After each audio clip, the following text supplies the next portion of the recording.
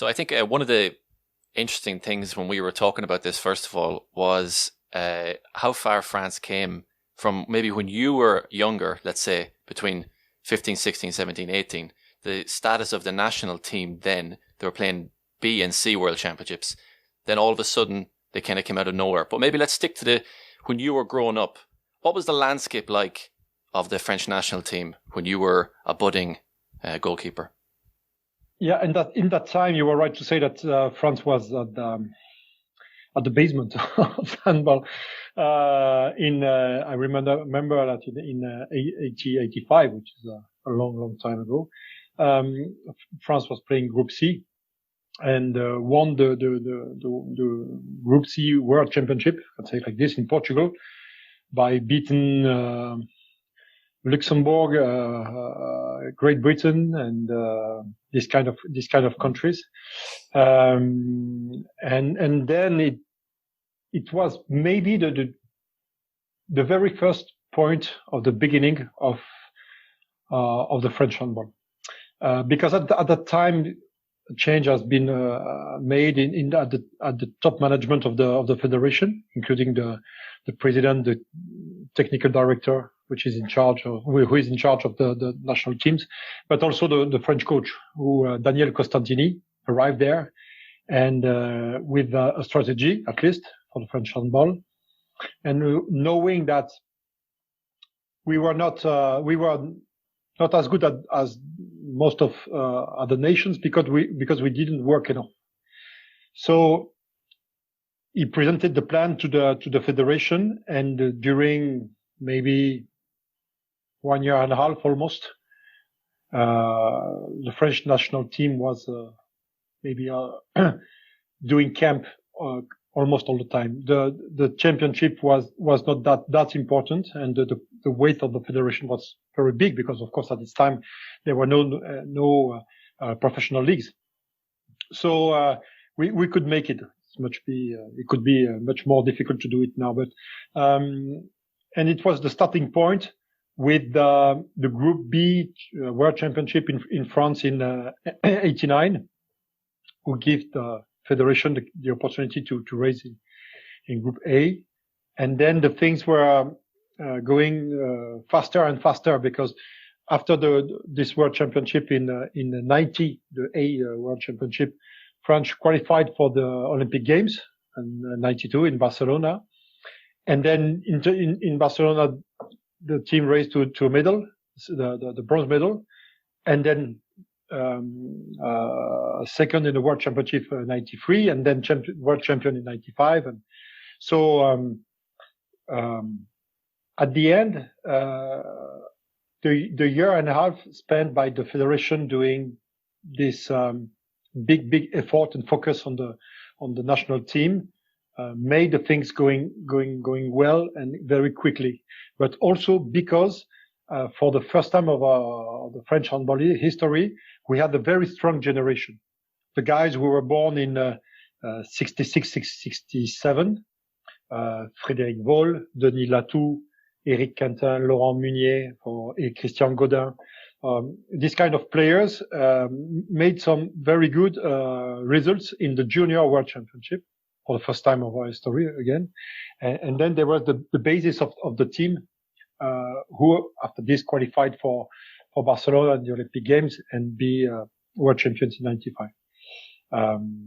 So more or less, there are the two reasons of the beginning of the success. It's working more and more seriously, and the luck to have this core generation who helped us to raise the level of not only national team but all the league also and all the French handball.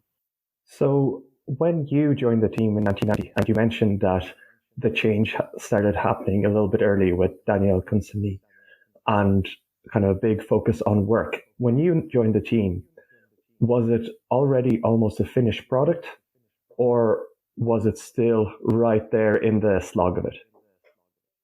No, it was, first of all, it was a kind of bet, because when you change the quantity of work, you also have to find players able to accept that, able to deal with training 2 times a day during a long period, and not knowing successes at the beginning, because the French national team was not at the top 5 after just 6 months or 1 year working like this.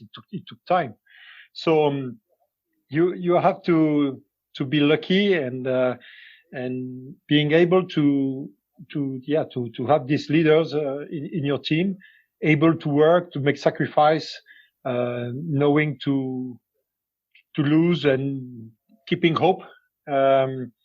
So at the end, it was not done. It's not because you decide to get more, to work more, to work better, that you have the results at the end. It's unfortunately the human resource is it's vital inside of this, and the way to manage the guys also, to make them accept that, and make them thinking not only what we are doing in professional sport, I mean at the next game. Now it's every 3 days you have the next game, but in that time less. But it was hard for the big issue was to tell the players to focus on what's going to happen in 1 year or 18 months. So with long aims, and when you talk about the possibility to qualify for the Olympic Games, when you see where and in which shape you get the French handball, when you begin to talk about the Olympic Games, it's a very big gap. It's not only one step; it's maybe 4 or 5. So you have to get the players already able to accept that and be good enough to manage them to achieve that, which are 2 different things. For you personally, then, as a young player coming into the team, was it an obvious choice for you to join this workload and to commit to training this hard and focusing on this goal? Was it something that you didn't need to be convinced of? Because, as you said, it's one thing to play in a national team, but to try and raise the level from nothing in comparison to an Olympic Games is far from easy. No, of course.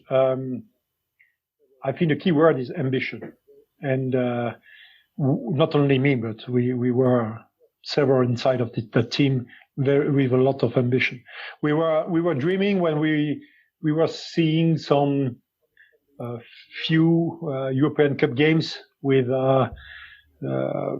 teams coming from the east of Europe, or Bundesliga, or the World Championships with the former Yugoslavia or Hungary at that time, or USSR or whatever. And we were dreaming by seeing them, but at the same time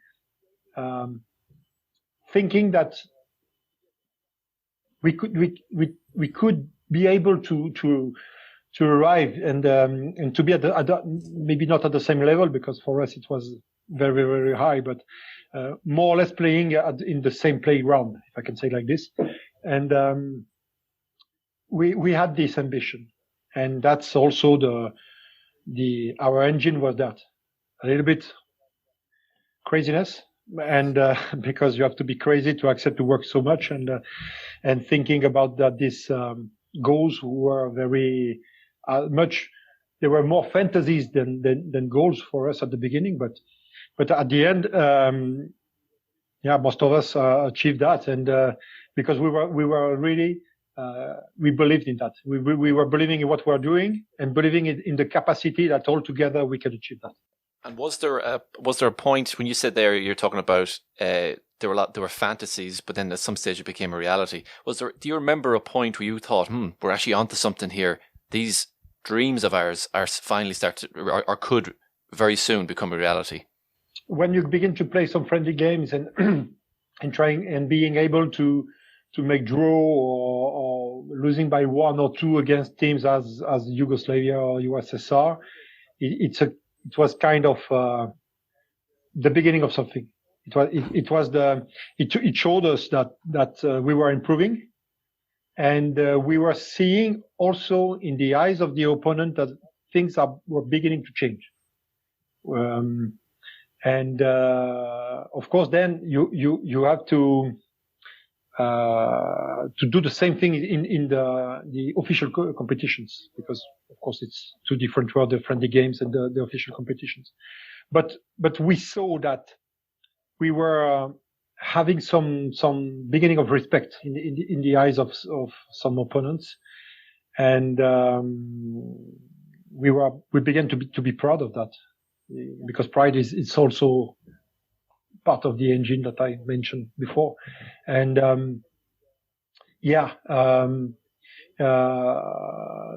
of course what happened in the Olympic Games in Barcelona was maybe a surprise for a lot of people seeing and watching handball, but also in France, because handball or French national team were absolutely unknown, because we never had any significant results.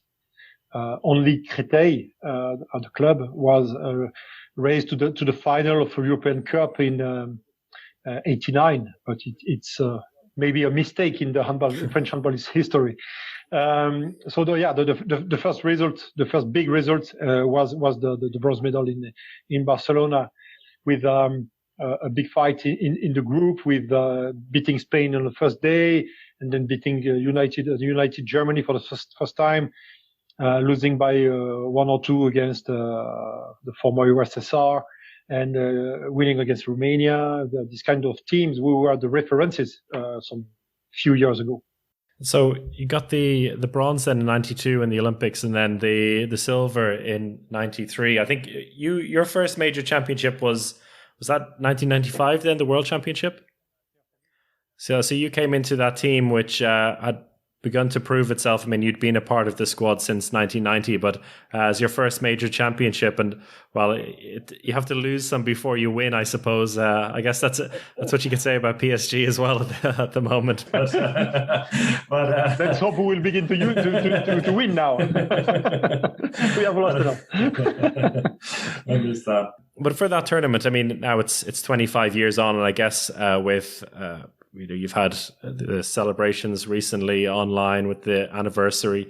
Are there any particular moments or images that pop into your head now, 25 years later, of that championship?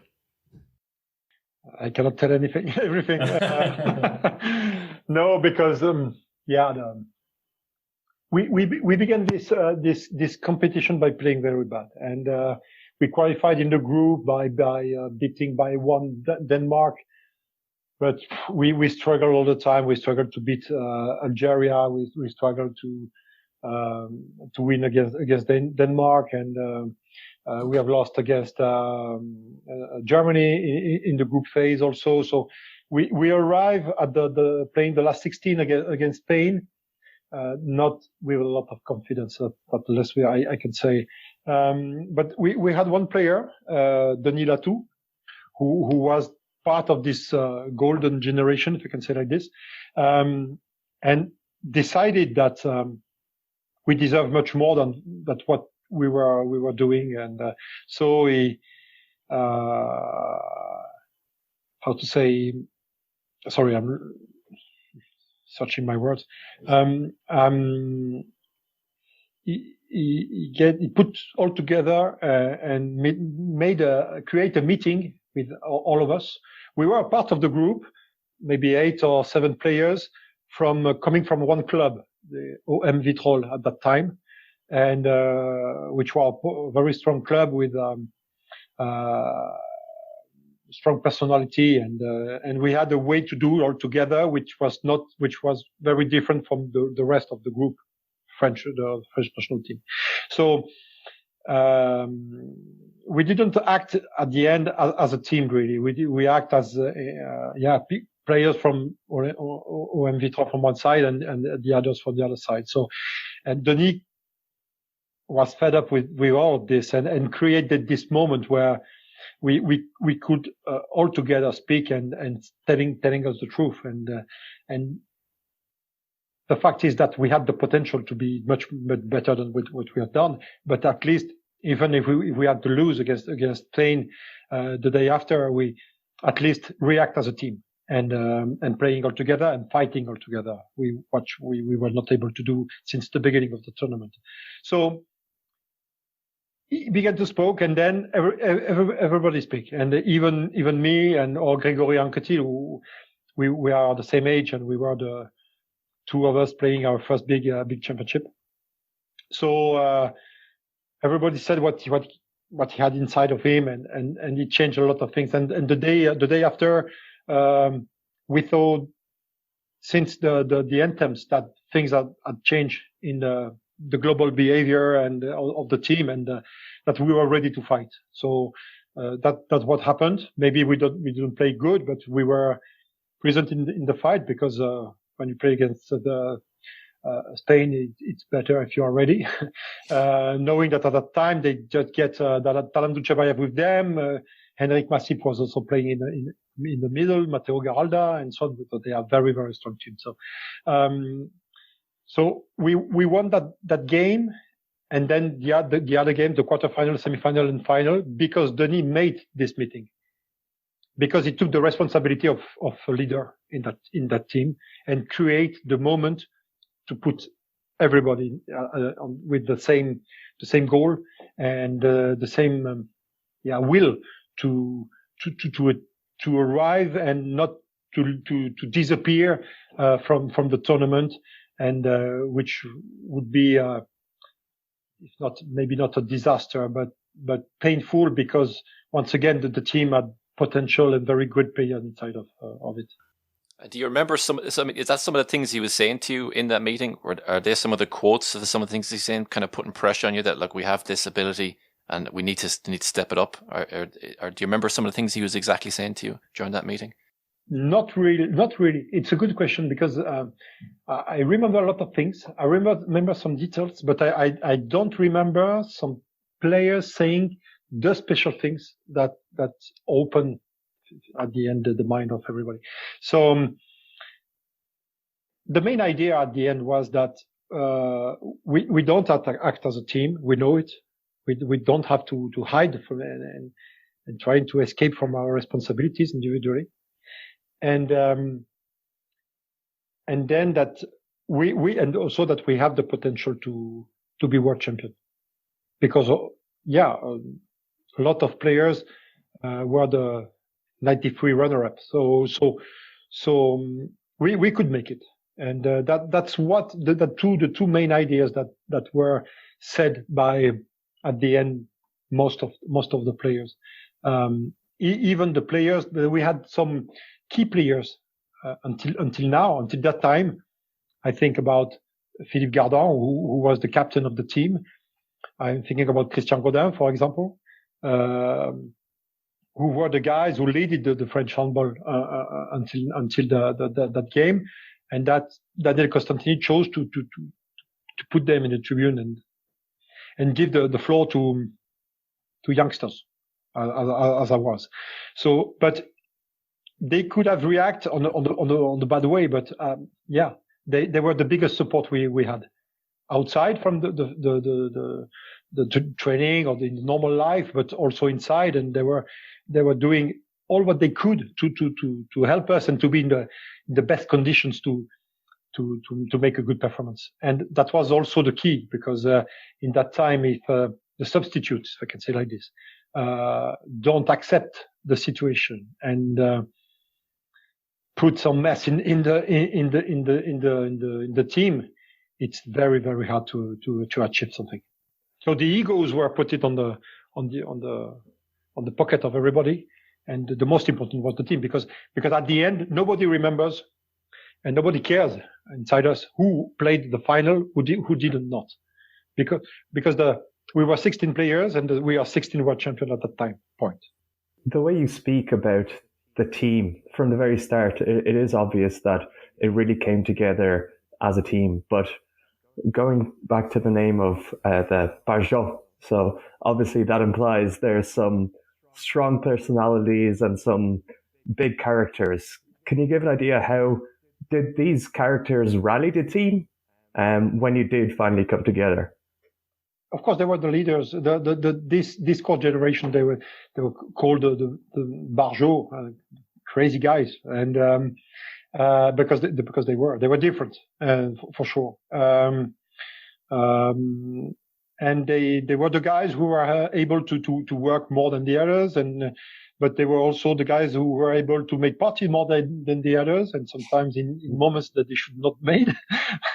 But it was former time. It was all time. Sorry, it was with other rules of the game, and so it was maybe easier to make party before the game than now. But that everything is done to run all the time. So at that time we have time to celebrate after one goal. But it was easier to go out by night after before game. But anyway, no, they were. This generation had a lot of things. Physically, they were very strong. Technically, they were also very, very good, and they got this very special spirit. But at the same time, as every coin has one positive side and one a little bit more negative, this core generation was been world champion in '95, and they didn't want to get more. They had what they were expected since they were beginning to work with Daniel Costantini, and that's also why with this kind of behavior, this kind of character, we also crashed in Atlanta in the Olympic Games, because we were seen as favorites, and of course we arrived to the semifinals, which is a good performance, but we could have done much better, but. Yeah, unfortunately, some part of the team were not as hungry, as they were before. So on the reverse day, Croatia, we beat them in '95, and usually you don't lose 2 times in a row the finals. But France has lost in '93, won '95. Croatia has lost in '95, but won in '96. So they crushed us in the semifinal, and then for the place third, fourth place. Sorry, we played against Spain, who still were very angry about the defeat in Iceland 1 year ago, and we were not able to be together, and we have lost this game for the bronze medal, and individually it has been a pain, so much pain for me that I'm not joking, but I made some nightmares during maybe 12 years about the games, because when you see what made the strength of the team, this solidarity, this capacity to be good at a good time, this capacity to be all together and to arrive at the end and achieve something, disappeared, because in sport, a lot of time you have what you deserve. And when you don't want to win, you always find someone who has more hunger than you, or who has more, who deserves and wants more the middle than you. So that's what happened in Atlanta, unfortunately. And is that kind of behavior, or the mentality, is that the backstory to what happened on the day of the final in '95 with Jackson Richardson?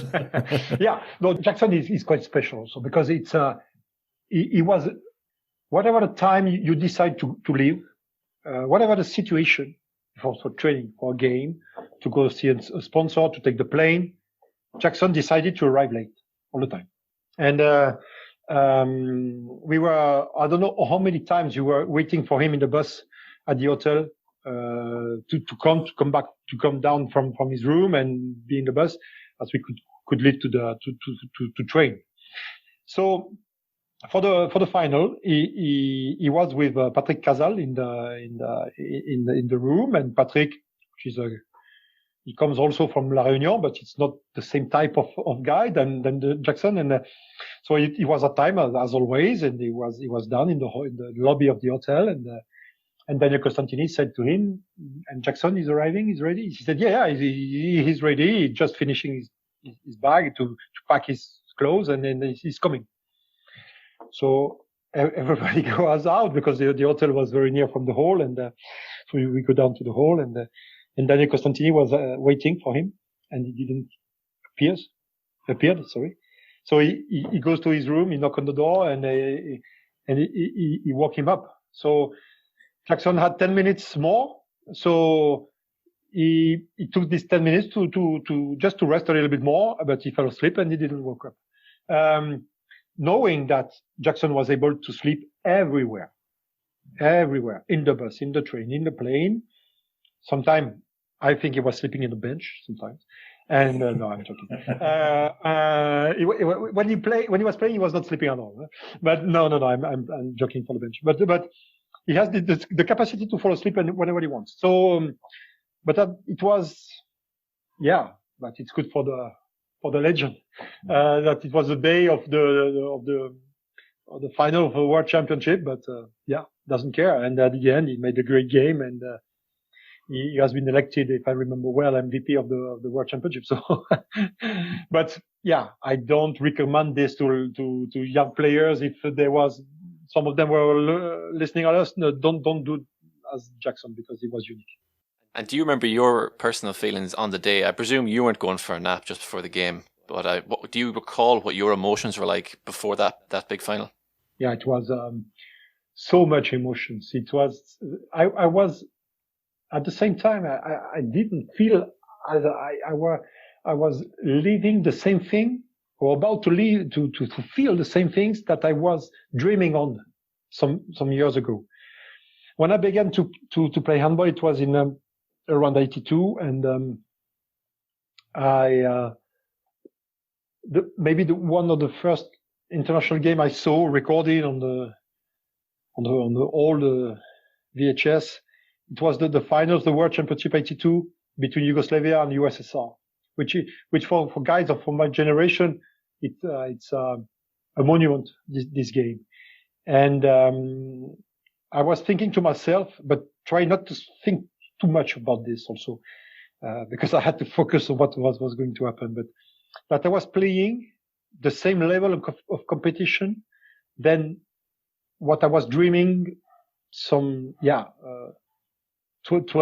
or 13 years ago. And so it was unreal a little bit for me. So I took also time to realize that I've been world champion, because what I said at the beginning, it was part of the fantasy, because as a young player, as a teenager playing handball in France in the 80s, you are dreaming of seeing the others, not dreaming about maybe thinking that you were soon being able to be able to play the same level. That's what happened, obviously, but it was it was a long way to do.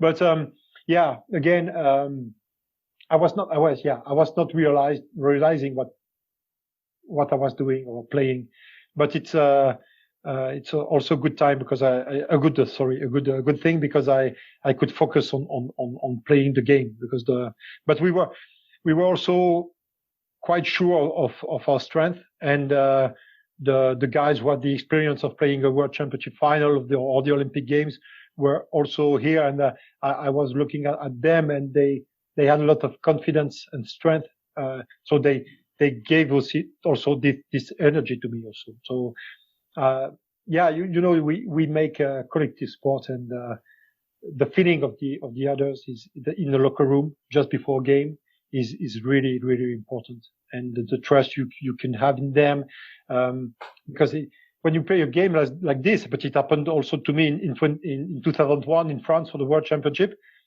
it was almost fear that you feel inside, that I was feeling inside, and the fear not to be able to raise it, to give something to the team, and to be to deserve this level of competition or whatever.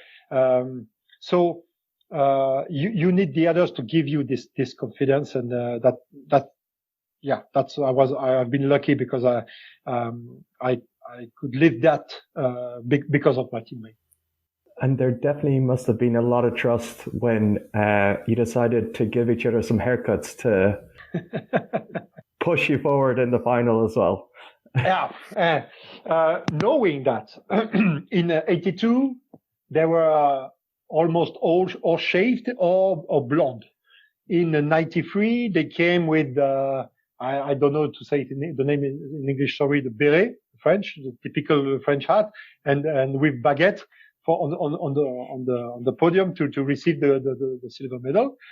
So they had to invent something else, and so they said, okay, well, let's make some special haircuts for that special moment, which is the final of the World Championship. But doing that also, it's also a proof that you are not going to escape, because if you shave your hairs or you make some draws on your hairs and you arrive and you play a World Championship final and you play bad and you lose, you are totally and absolutely ridiculous. So it was a kind of pressure that we put on ourselves in order also to show the teammates that we were ready to stand that. And we were not afraid by this, and we will be ready the day after. So that it was also not only a joke, it was also to show that we can sacrifice our haircuts or whatever, but we are not going to sacrifice our reputation. So the day of the final, we will be there. But when you see the other teams who were still in the hotel, or when you see the face of Daniel Costantini at the breakfast, when he saw us coming down and arriving at the breakfast, he was so how to say. It's more than disappointed, I think. He said, "Oh my God, what they have done again this time." But yeah, it was a big surprise for him, of course. But yeah, at the end, the things were finished well for everybody. So it's a funny part of the legend, of the story. But also, it's something that. This kind of little things that make the group all together also, which is also very important. And if my players now would arrive like this, if we have the luck to play again the final for the Champions League, for example, if they arrive in the morning with that haircut, I would be very, very happy, because for me it's a sign that they are ready to sacrifice themselves. If I can say messages at the same time, if they listen to the podcast, guys, you know what to do. First of all, arrive in the final, first of all. All these stories, I think, show the two sides of the coin, which you mentioned before very well. And, the various aspects of this team, which ended up brilliantly in '95. And then the next year gave you, heartache and a lot of nightmares, like you said. And then in 2001, in that World Championship win at home, did you feel like there was a change in the style of the team? Because you had the Gilles brothers coming in, Omae coming in, Narcisse. Was there a change in the mentality as well? The common point of a '95 is that, again, a big new generation was arising. The 70, it was not 66, 67, it was 76, 77. Omeyer, Guillaume Gilles, Dinard, Fernandez, who was there again, of that generation. Okay, it's quite enough. And with other talents as Jackson, of course, Grégory Anquetil, youngsters like Bertrand Gilles, like Daniel Narcisse, who were younger on generation. And this is the common point with what happened in '95. But in 2001, if we really, I think that if we don't play at home, we don't win this final. Because the Swedish team, were much better than us, I think. And we won because of the atmosphere, because a bit of luck at the good time, good moment, with the goal of Grégory Anquetil at maybe 2 or 3 seconds before the end to catch the draw, and so it's two different scenarios from 95, because when we arrived in 2001, we were going out from Olympic Games again in Sydney, which we didn't succeed a lot. We lost in quarterfinal against former Yugoslavia. It means Serbia and Montenegro at the time, and we were, I think, in terms of level, far from a reference as Sweden. In 95, France was already a strong team. In 2001, it was a uprising team, but not as strong as what it became after that. So again, the weight of the public, of the crowd, a